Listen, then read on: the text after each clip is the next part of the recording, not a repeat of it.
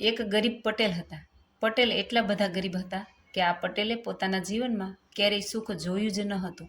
આ પટેલની દશા ખૂબ જ ખરાબ હતી અને પટેલ કાંઈ પણ ધંધો કે નોકરી કરે તો તેને નુકસાન જ જતું હતું. આ પટેલ પોતાના દુઃખથી ખૂબ જ દુઃખી હતા. એક દિવસ આ પટેલ પોતાના દુઃખ દૂર કરવા એક મહાત્મા પાસે આવ્યા. આ સાધુ મહાત્મા ખૂબ જ જ્ઞાની અને તપસ્વી હતા. સાધુ મહાત્મા પાસે જઈને તે પટેલે મહાત્માને પ્રણામ કર્યા. મહાત્માએ તે પટેલને કહ્યું કે ભાઈ, સુખી છો ને?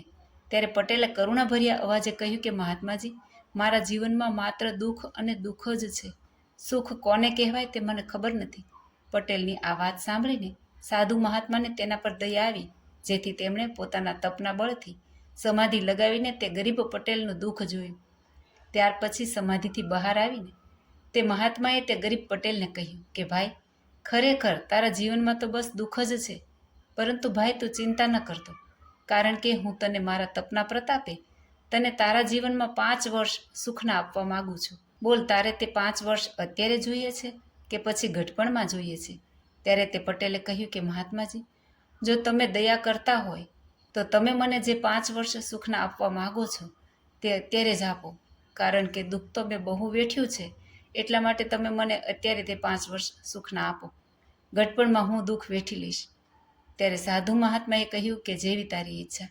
એમ કહીને સાધુ મહાત્માએ તે પટેલને કહ્યું કે જા, આજથી તું જે કરીશ તેમાં તું સફળ થઈશ.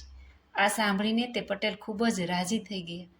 ત્યાર પછી તે પટેલ મહાત્માજીને પ્રણામ કરીને પોતાના ઘરે ચાલ્યા ગયા અને થોડા દિવસોમાં તે પટેલે પોતાની બધી જ ઘરવકરી બજારમાં જઈને વેચી નાખી અને તેમાંથી જે પણ પૈસા મળ્યા તે પૈસાથી બજારમાં એક દુકાન ખોલી અને થોડો ઘણો સામાન લઈ તે બજારમાં વેપાર કરવા બેઠા. થોડી જ વારમાં તે પટેલનો બધો જ સામાન વેચાઈ ગયો. પછી તે પટેલે તે પૈસાથી બીજો સામાન ખરીદી લીધો.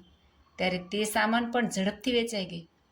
આમ કરતાં ને કરતાં તે પટેલનો ધંધો જામી ગયો અને ટૂંક જ સમયમાં તે પટેલે પોતાની એક દુકાનમાંથી બીજી દુકાન લીધી, જેના કારણે તેનો ધંધો ખૂબ જ સારો ચાલવા લાગ્યો.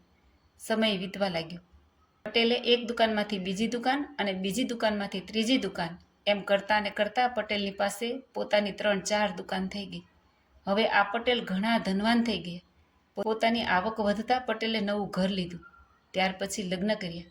આમ પટેલના જીવનમાં સુખ આવવા લાગ્યું. પરંતુ એક રાત્રે આ પટેલે વિચાર્યું કે મહાત્માજીના આશીર્વાદના કારણે મારા જીવનમાં દુઃખ જેવું કંઈ રહ્યું જ નથી, પરંતુ મારે મારા જીવનમાં થોડું પુણ્ય કમાવવું છે, સારા કર્મો પણ કરવા છે, કારણ કે માણસની સાચી ઓળખાણ તેના પૈસાથી નહીં પણ તેના કર્મોથી થાય છે. ત્યાર પછી બીજા દિવસે તે પટેલે પોતાના માણસોને કહી દીધું કે આપણા ગામમાં ગૌશાળા, ચબૂતરો, પરબ, પશુઓને પાણી પીવા માટે અવેડો અને ધર્મશાળા બંધાવો, તેમજ આજુબાજુના ગામોમાં પણ આ કાર્યો આજથી ચાલુ કરી દો, તેમજ આજુબાજુના ગામડાઓના અન્નક્ષેત્રો પણ ચાલુ કરો. આમ પટેલે ધર્મના કાર્ય ચાલુ કરી દીધા. આ પટેલને વિશ્વાસ હતો કે હું ગમે તેટલા રૂપિયા વાપરીશ તોય ખૂટવાના નથી. સમય ચાલ્યો જાય છે. પટેલના ઘરે 2 જોડિયા દીકરાના જન્મ થયો. આમ સુખમાં પટેલના 5 વર્ષ પૂરા થવા આવે છે ત્યારે પટેલને પેલા મહાત્માજી યાદ આવે છે અને પટેલ પોતાના પરિવાર સાથે ઘણી બધી ભેટો લઈને મહાત્માજીના દર્શન કરવા જાય છે. પટેલ મહાત્માજીના ચરણોમાં માથું નમાવીને પગે લાગે. ત્યારે મહાત્માએ તે પટેલને કહ્યું કે કેમ ભાઈ, સહપરિવાર મજામાં ને? ત્યારે પટેલે કહ્યું કે મહાત્માજી, તમારી કૃપાથી મારા જીવનમાં કોઈ વાતની ખામી નથી અને હવે સુખના મારા 5 વર્ષ પૂરા થવા આવ્યા છે. મહાત્માજી, તમારી કૃપાથી મેં જીવનમાં ઘણા બધા સુખ ભોગવ્યા છે અને હવે દુઃખ આવે તોય મને કોઈ ચિંતા નથી. ત્યારે મહાત્માજીએ કહ્યું કે તારી વાત બિલકુલ સાચી છે. હવે તારા જીવનમાં દુઃખની શરૂઆત થશે.